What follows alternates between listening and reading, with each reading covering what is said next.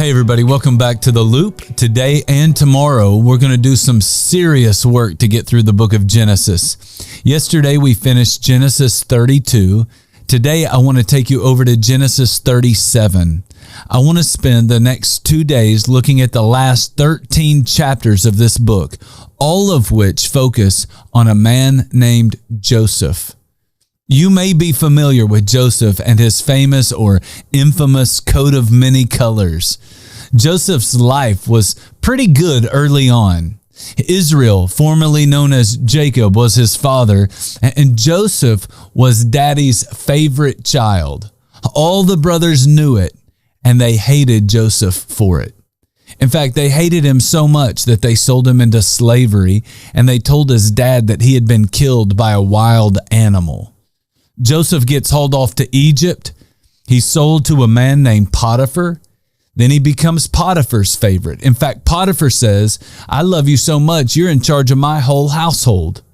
Unfortunately, Potiphar's wife decides that she wants a piece of Joseph. When Joseph refuses and he does the right thing, she accuses him of raping her. Because of that, Joseph gets thrown into prison right near Pharaoh's palace. Now, to make a long story short, Pharaoh starts having dreams, but he can't figure out what the dreams mean. So someone tells Pharaoh, there's a guy in your prison. His name is Joseph, and he has the ability to interpret dreams. Joseph gets out, he interprets the dream, and Pharaoh is so impressed that Joseph becomes his favorite.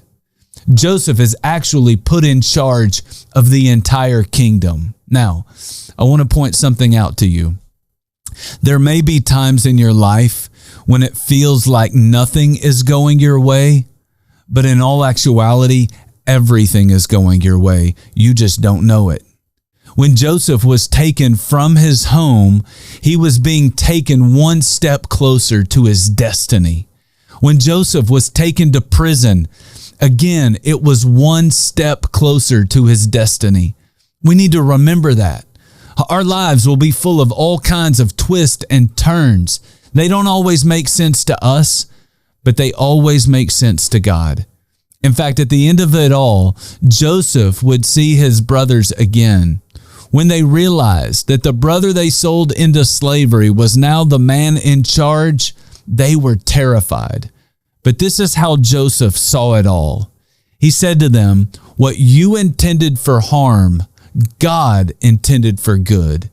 He did not see himself as a victim.